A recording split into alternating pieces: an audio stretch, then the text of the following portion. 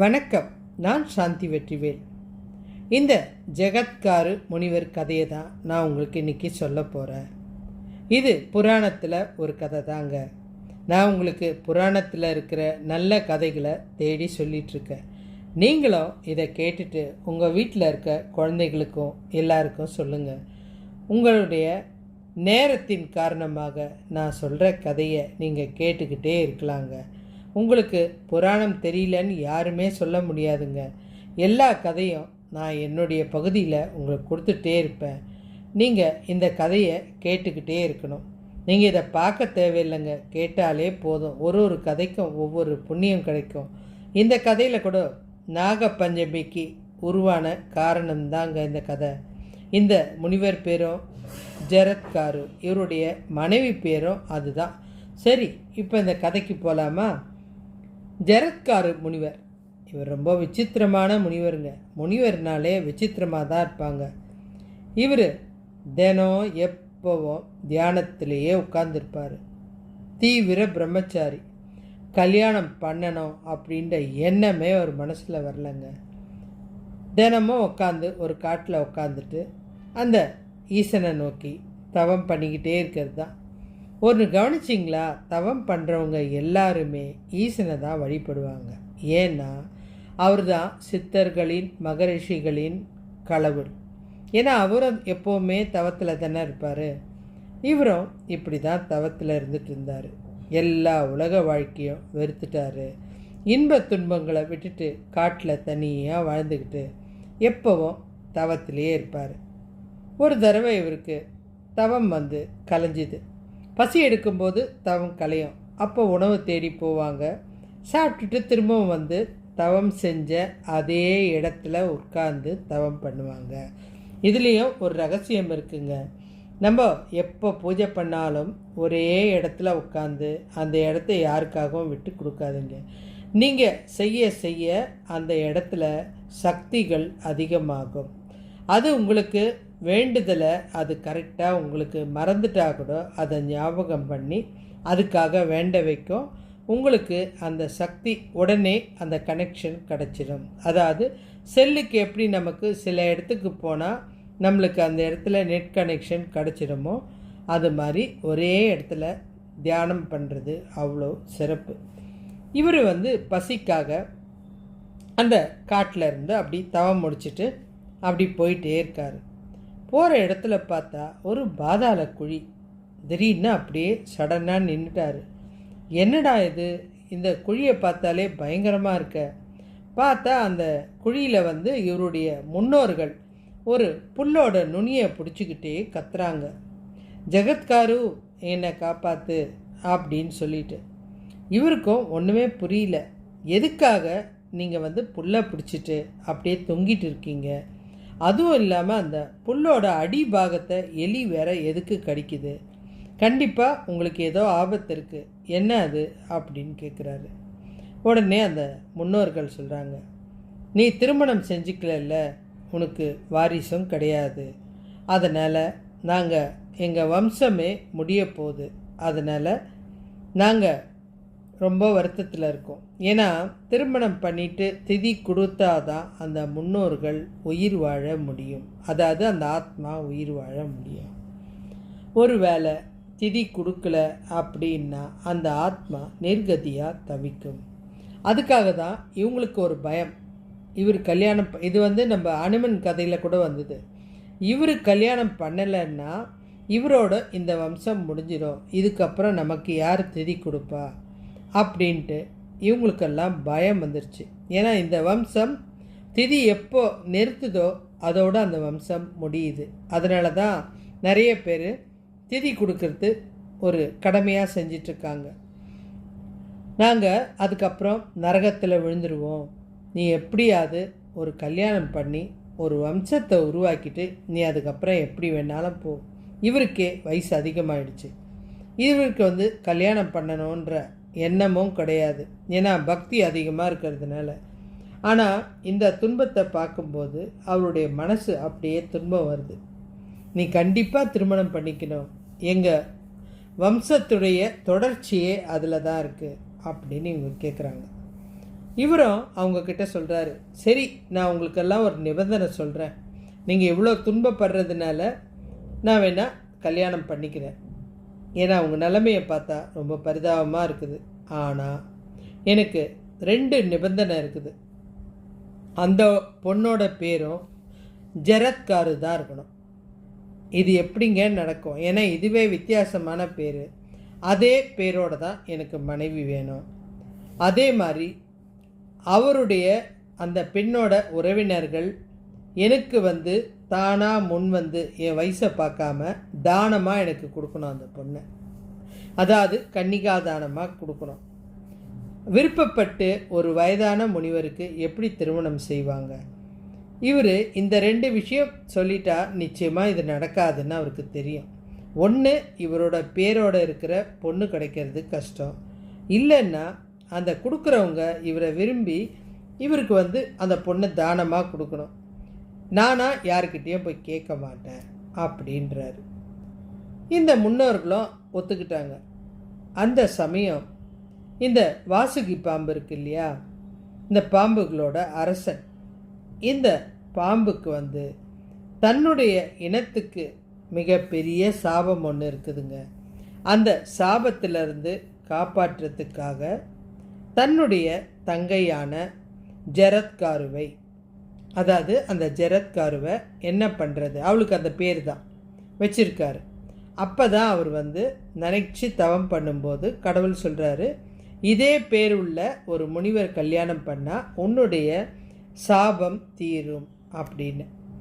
தன்னுடைய தங்கையை கூட்டிகிட்டு அந்த முனிவருக்கு திருமணம் செஞ்சு வைக்கிறாரு. திருமணம் செய்யும்போதும் இவர் அந்த பெண்ணுக்கிட்ட ஒரு நிபந்தனை வைக்கிறாரு. இந்த பாருமா, என்னை கல்யாணம் பண்ணிக்கிட்டேன்னு நீ உன் இஷ்டத்துக்கு ஆடக்கூடாது. எனக்கு பிடிக்காத எந்த செயலையும் செய்யக்கூடாது.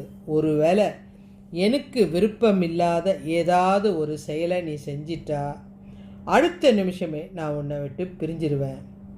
அவளும் சொல்லிட்டா, இல்லைங்க, நானும் சாபத்துக்காக தான் உங்களை கல்யாணம் பண்ணியிருக்கேன். எங்களுடைய வம்சம் ஒரு சாபத்தில் இருக்குது. அந்த சாபம் என்னன்றதை உங்களுக்கு சொல்கிறேன். இருக்குது, அதை காப்பாற்ற உங்களுடைய உதவி தேவை. அதுக்காக தான் உங்களை நான் விரும்பி கல்யாணம் பண்ணியிருக்கேன். நிச்சயமாக உங்கள் மனசு கொன்ற மாதிரி நடக்கவே மாட்டேன் அப்படின்னு அந்த பொண்ணும் இந்த ஜகத்காரு முனிவர்கிட்ட சொல்லிட்டாங்க. பார்த்து பார்த்து நடந்துப்பாங்க. அதாவது அவருக்கு பூஜைக்கு தேவையானது எல்லாமே சரியாக செஞ்சிருவாங்க. ஒரு நாள் இந்த முனிவர் அசந்து தூங்கிட்டுருக்காரு. இவங்க அந்த முனிவரை பார்க்குறாங்க. பாவம், எவ்வளோ நாள் தூக்கம்னு தெரியல, தூங்கிட்டுருக்காரு, தூங்கட்டும் அப்படின்னு நினச்சிட்டு சைலண்ட்டாக பார்த்துட்ருக்காங்க. அப்போ முனிவர் சந்தியாவதனம் செய்ய வேண்டிய நேரம். அவர் தன்னுடைய மனைவி மடி மீது தலை வச்சு படிச்சிட்ருக்காரு. இவனுக்கு பெரிய குழப்பம். எழுப்புனா முனிவருடைய தூக்கம் கெடும், அதனால் தேவையில்லாமல் சாபம் வரும். அப்படியே எழுப்பிட்டாலும் இவர் நமக்கு ஏதாவது ஒரு தண்டனையை கொடுத்துருவார். அது அவருடைய கோபத்தை வெளிப்படுத்திடும். என்ன செய்கிறது? இதுக்காக தர்மம் தவறுனா கூட தப்பு இல்லை, நம்மளை திட்ட போகிறாரு.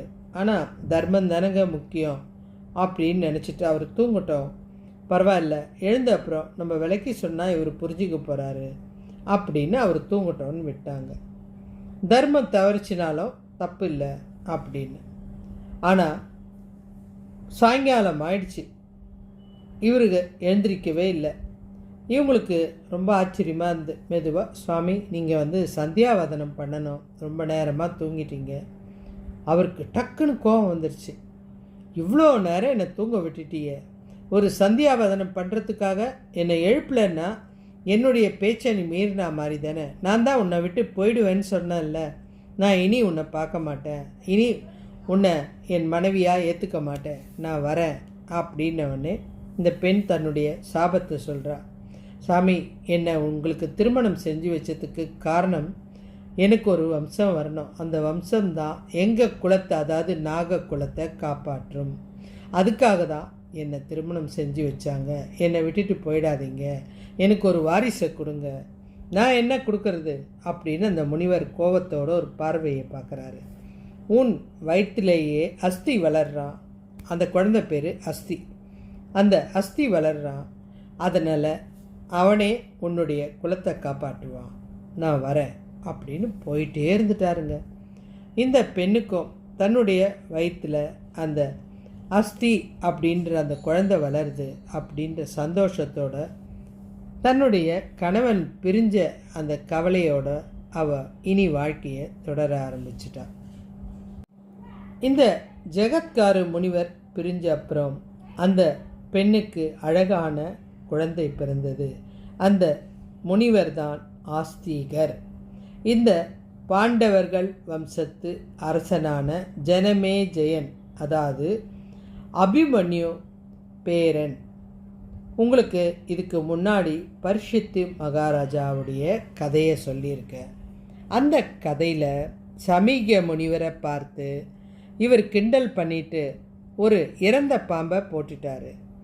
அதுக்கப்புறம் அந்த பாம்பு அவர் கழுத்தில் இருந்தது. அதை பார்த்த அவருடைய மகனுக்கு கோபம் வந்து, என்னுடைய அப்பா தவம் செய்யும்போது நீங்கள் கேவலப்படுத்திட்டீங்க, அதனால் அந்த பாம்பால் தான் நீ இறக்க போகிற அப்படின்னு சொல்லிட்டு அந்த தட்சன் அப்படின்ற பாம்பால் தான் நீ இறப்ப அப்படின்னு ஒரு சாபத்தை கொடுத்துட்டாரு. உங்களுக்கு நான் சொல்லியிருக்கேன் ஏற்கனவே, 7 நாளில் மரணம். அந்த 7 நாளில் கேட்ட கதைகளை தான் உங்களுக்கு சொல்லின்னு இருக்கேன். இந்த 7 நாள் மரணம் அப்படின்றது மிக கொடூரமான ஒரு விஷயம். இந்த மரணத்துக்காக என்ன நடந்ததுன்னா, இந்த பாம்புகள் அவரை கொத்தி அவர் இறந்துட்டார். அவர் இறந்துட்டார். இதுக்கப்புறம் அந்த அந்த அரசர் இருக்கார் இல்லையா, நம்ம பரீட்சித்து மகாராஜா, அவருடைய மகன்தான் இந்த ஜனமேஜயன். இவருக்கு யாரோ ஒரு முனிவர் சொல்லிட்டார், உங்கள் அப்பா நாகத்தால் தானே இறந்தார், அந்த நாக வம்சமே இந்த உலகத்தில் இருக்கக்கூடாது அப்படின்னு சொல்லிட்டு மிகப்பெரிய யாகத்தை பண்ண ஆரம்பிச்சிட்டார். அந்த யாகத்தோட சக்தியில் உலகத்தில் இருக்கிற எல்லா பாம்பும் மகுடிக்கு ஊதின பாம்பு மாதிரி வேகமாக அந்த யாக குண்டத்தில் விழுந்து விழுந்து தானே இறக்க ஆரம்பிச்சது. இதுக்காக தான் இந்த தட்சன் தன்னுடைய தங்கைக்கு கல்யாணம் பண்ணணும். அது இல்லாமல் இறைவனை வேண்டி தவம் இருக்கும்போது இந்த உன்னுடைய தங்கைக்கு அதே பேரில் இருக்கிற கணவனை கல்யாணம் பண்ணால் அவங்களால பிறக்கிற அந்த ஆஸ்திக அப்படின்ற அந்த குழந்தையால் தான் உங்களுடைய வம்சத்துடைய பாவம் தீரும் அப்படின்னு சொல்லிட்டாரு. அதனால தான் இந்த ஆஸ்திகர் பிறந்திருக்காரு. இவர்கிட்ட தட்ச மகாராஜா சொல்கிறார், அதாவது நாகலோக அரசன் சொல்கிறார், இதை பாரு, நம்மளுடைய வம்சம் நாக வம்சம். இந்த இடத்துல ஒரு சாபத்தினால நம்ம நாக கூட்டம் தினம் தினம் ஆயிரக்கணக்காக இறந்துக்கிட்டு இருக்கு, நிறுத்தவே முடியல. அதனால் நீ தான் இதை சரி செய்யணும் அப்படின்னு அந்த ஆஸ்திகர்கிட்ட சொல்கிறாரு. இவரும் மிகப்பெரிய தவங்களை பூஜைகளை செய்யக்கூடியவர். இவருக்கு இந்த விஷயம்லாம் கேட்டதுமே, சரி, அந்த சர்வ சக்தியான யாகம் நடக்குது இல்லையா, நான் பார்த்துக்கிறேன் அப்படின்னு சொல்லிட்டு இவர் அந்த இடத்துக்கு போகிறதுக்கு கிளம்புறாரு. இவரோட, அதாவது நம்ம ஜனமேஜயனுடைய இந்த யாகம் மிகப்பெரிய சக்தி வாய்ந்த யாகம். ஏன்னா இறைவன் காப்பாற்றின அந்த வம்சம் அது. அதனால் மிகப்பெரிய முனிவரெல்லாம் கலந்துட்டு உங்கள் அப்பாவை கொன்ன அந்த பாம்பு இதில் இறக்குற வரைக்கும் மொத்த பேரும் இங்கே தான் ஆகணும் அப்படின்னு. ஏன்னா தட்சன் அதுக்கப்புறம் மறைஞ்சி வாழ்ந்துட்டுருக்காரு. அதனால் இந்த யாகத்தோட சக்தி, நிறைய நாகங்கள் போய்கிட்டே இருக்குது. இந்த இடமே, அந்த யாக குண்டலமே சாம்பலாயிடுச்சு, நாகலோகமே நடுங்கிடுச்சு. இதில் இந்த வாசுகி பாம்பு இருக்கு இல்லையா, அதுதான் இந்த ஜெகத்காருடைய சகோதரர். இந்த சகோதரர் இந்த ஆஸ்திகரை அழைச்சி விஷயத்தை சொல்கிறாரு, நம்முடைய வம்சத்தை நீ தான் காப்பாற்றணும். இவர் போய் நேராக அந்த ஜனமேஜயன் ராஜாவை பார்க்குறாரு. தன்னுடைய வாத திறமையால் அவரை புகழ்ந்து பேசுகிறாரு. அரசே, எத்தனையோ உயிரை காப்பாற்றக்கூடிய கடவுளுக்கு சமமானவர் நீங்கள். உங்களுடைய மூதாதையர் தான் இறைவன் காப்பாற்றினார். நீங்கள் இவ்வளோ பெரிய தவறு பண்ணலாமா? மூதாதையர் காப்பாற்றிய வம்சம், இறைவன் காப்பாற்றின அந்த கரு, அதாவது அபிமன்யுடைய குழந்தை பரீட்சித்துவை காப்பாற்றினது கிருஷ்ணர். இவ்வளோ ஆற்றல் இருக்கிற உங்கள் வம்சம் உங்களால் கெடப்போகுது. இத்தனை நாகங்களை அழிக்கிறதுனால உங்களுடைய தீய புத்தி எல்லாருக்கும் வம்சங்களுக்கு பரவும். இது தேவையா? ஒரு நாகம் செஞ்ச தவறுக்கு எதுக்கு அந்த வம்சத்தையே அழிக்கிறீங்க? எல்லாமே இந்த பூமியில் வாழறதுக்கு தானே வந்திருக்கு. எல்லாமே உயிர் தானே. ஒருத்தர் பண்ண தப்புக்கு அந்த இனத்தையே அழிக்கிறது எவ்வளோ ஒரு பாவமான விஷயம்.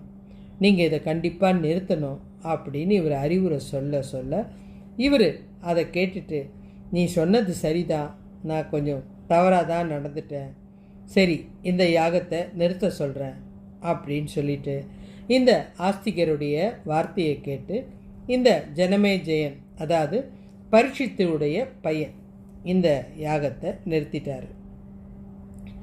இந்த ஆஸ்திக முனிவர் யாகத்தை நிறுத்தின விஷயம் இந்திரனுக்கு தெரிஞ்சிருச்சு. இந்திரன் அரியணையை பிடிச்சிட்டு தான் இந்த தட்சன் ஒளிஞ்சிட்டு இருக்கான். இந்த மந்திரம் அத்தனையும் சக்தி வாய்ந்தது. இந்த தட்சன் யாகத்தில் விழப்போகிற நேரம். இந்த தட்சன் இப்போ அந்த மந்திரம் ஜாஸ்தியாக ஆக அந்த இந்திரன் சிம்மாசனத்தோடு வரக்கூடிய நிலைமையில் இருக்கிறான். இவன் அந்த இடத்துக்கு மெதுவாக வர இந்த தட்சனுக்கு பயம், நம்ம எப்படியும் இறக்க போகிறோம் அப்படின்னு. இந்த மந்திரம் அத்தனை சக்தி வாய்ந்தது. இந்த ஆஸ்திகர் உடனே ஒரு மந்திரத்தை சொல்கிறாரு, திஷ்ட திஷ்ட அப்படின்னு, அதாவது நில் நில், அப்படியே நில் அப்படின்னு சொல்லிட்டு அந்த யாகத்துக்கு வர பாம்பெல்லாம் நிறுத்தி தீயில விழாமல் காப்பாற்றுறாரு. இந்த ஜனமேஜயன் தான் செஞ்ச தவறுக்கு வருத்தம் அடைஞ்சு மன்னிப்பு கேட்குறாரு. இப்போ ஒரு விஷயம் நடக்குது. இந்த ஆஸ்திகர் அவர்கிட்ட, மன்னா, பழி வாங்கிறத விட மன்னிக்கிறது மிக பெரிய தர்மம் அப்படின்ற அறிவுரையை சொல்கிறாரு. இதனால் மன்னன் மனசு நிறைய மாறி அந்த ஆஸ்திகருக்கு மரியாதை கொடுத்து அந்த யாகத்தை உடனே நிறுத்திடுறாரு. இந்த ஆஸ்திகரால் உயிர் தப்பின பாம்புகளும் இந்த பாம்போட அரசன் இந்த தட்சனும் அந்த ஆஸ்திகர்கிட்ட வணங்கி நின்று, நாங்கள் தெரியாமல் செஞ்ச ஒரு தப்புக்காக எங்களுக்கு இவ்வளோ பெரிய தண்டனை கிடச்சிது, நாங்கள் யாருமே கேட்காமலேயே எங்களுக்கு உதவி செஞ்சுருக்கீங்க, கண்டிப்பாக இந்த நன்றியை நாங்கள் என்றைக்குமே மறக்க மாட்டோம். நாங்கள் ஒரு விஷயம் உங்களுக்கு நாங்கள் வரமாத்தரோம், அதாவது நாங்கள் ஒரு சத்தியமே செஞ்சு தரோம் எங்கள் நாக வம்சமே. அதாவது ஆஸ்திகரான இந்த கதையை யார் கேட்டாலும், ஆஸ்திகர் அப்படின்ற பேரை சொன்னாலோ, நாங்கள் எங்கள் பாம்பு கூட்டம் யாரையும் தீண்டாது. உண்மைங்க, இன்னைக்கு வரைக்கும் கிராமங்களில் பாம்பு தீண்ட வருதுன்னா ஆஸ்திகர் அப்படின்னு சொல்லுவாங்க. அப்படி சொல்லிட்டா எந்த பாம்பும் தீண்டாது. அப்படியே தவறி தீண்டிட்டாலும் விஷம் இறங்கவே இறங்காது. பாம்புக்கு இவர் அந்த கட்டளையை கொடுத்துட்டு, நீ சொன்னது சரிதான், ஆனால் அதை செய் அப்படின்னு சொல்லிட்டாரு. இந்த பாம்பு அதனால் அந்த அவருக்கு கொடுத்த சத்தியத்தை இன்னைக்கு வரைக்கும், அதாவது கலியுகம் வரைக்கும் காப்பாற்றிட்டு தான் இருக்குது. கிராமப்புறங்களில் இன்றைக்கும் பாம்புக்கு பயப்படுறவங்க நிறைய பேர் இருப்பாங்க. அவங்க கண்டிப்பாக இந்த ஆஸ்திகர் கதையை கேட்பாங்க. கேட்டால் அவங்களுக்கு அந்த நாக பயம் போயிடும். அதோடு இல்லாமல் இந்த பாம்பு கடிக்க வரும்போது ஆஸ்திகர் ஆஸ்திகர்னு சொன்னால் அப்படியே நின்றுடுங்க. இந்த நாளை தான் இந்த பாம்பை ஆஸ்திகர் காப்பாற்றினார்ல, அந்த நாள் தான் நாக பஞ்சமி. இதனால தான் இன்றைக்கும் நாகப்பாம்பு, அதாவது நாக பஞ்சமி அன்னைக்கு பாம்புகளை நம்ம தெய்வமாக வணங்குறோம். ஏன்னா அவங்க நம்மளை கடிக்க மாட்டாங்க அப்படின்னும் போது நம்ம அவங்கள தெய்வமாக நினைக்கிறதுக்கு, ஏன்னா ஒரு வரத்துக்காக அவங்க எல்லாருமே தங்களுடைய சுய குணத்தை விட்டுட்டு இருக்கும்போது அவங்க வணங்கக்கூடிய தெய்வம் தானுங்க. இதனால் தட்சன் உள்ளிட்ட எஞ்சி இருக்கிற பாம்பெல்லாம் பிழைச்சது. இந்த ஜகத்காரு முனிவர் ஏன் தன் மனைவியை பிரிஞ்சாரு அப்படின்றதுக்கு பின்னால் ஒரு நியாயம் ஒளிஞ்சிருக்கு பாருங்க. அவருக்கு தெரியும், அவர் பிரிஞ்சதுனால இந்த ஆஸ்திகர் தனியாக வளர்ந்தார், ஆற்றலை அதிகம் பண்ணிக்கிட்டாரு. தந்தை இல்லைன்றதுனால தன்னுடைய மந்திரங்கள் சக்திகளை அதிகமாக்கிட்டாரு. இந்த யாகத்தை அதனால தான் நிறுத்த முடிஞ்சுது. இது இல்லாமல் இந்த முனிவருடைய முன்னோர்கள் இவர் செஞ்ச அந்த ஒரு திருமணத்தினால வாரிசு உருவானதுனால நரகத்திலிருந்து மீண்டும் சொர்க்கத்துக்கு போனாங்க. பாம்பு கூட்டமும் பிழைச்சிது. ஜனமே ஜெயம் தான் செஞ்ச தவிர ஒத்துக்கிட்டாரு. இவரால் தாங்க இன்னைக்கு இந்த பாம்பு கூட்டங்கள் அமோகமாக வாழ்ந்துட்டுருக்குது. நாமளும் எந்த பிரச்சனை பாம்புனால் வந்தாலும் ஆஸ்திகர் பேரை சொன்னோம்னா பாம்பு நமக்கு தலை வணங்கிட்டு போயிடும். இவரால் உயிர் பிழைச்சவங்களுக்கு இவர் கொடுத்த வரம் தான் நாக பஞ்சமி. இது கிராமப்புறங்களில் இன்றைக்கும் சொல்லப்பட்டு கொண்டு இருக்கும் ஒரு முக்கியமான விஷயம். இது போல் நிறைய விஷயங்களை நீங்கள் தெரிஞ்சுக்கணுன்னா என்னுடைய சேனலை சப்ஸ்கிரைப் பண்ணுங்கள். இன்னும் நிறைய கதைகளோடு நான் உங்களை பார்க்குறேன். முக்கியமாக என்னுடைய கதைகள் உங்களுக்கு பிடிச்சிருந்தா நிறைய பேருக்கு ஷேர் பண்ணுங்கள், அவங்களையும் சப்ஸ்கிரைப் பண்ண சொல்லுங்கள்.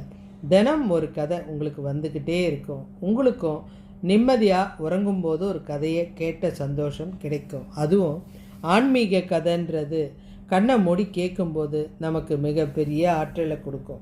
ஒன்று படிக்கணும், இல்லைன்னா கேட்கணும். நீங்கள் கேட்குறீங்க, அது மிகப்பெரிய சக்தி. நான் சொல்கிறதுனால எனக்கும் அது ஒரு விதத்தில் நல்ல சக்தி தாங்க. நன்றி.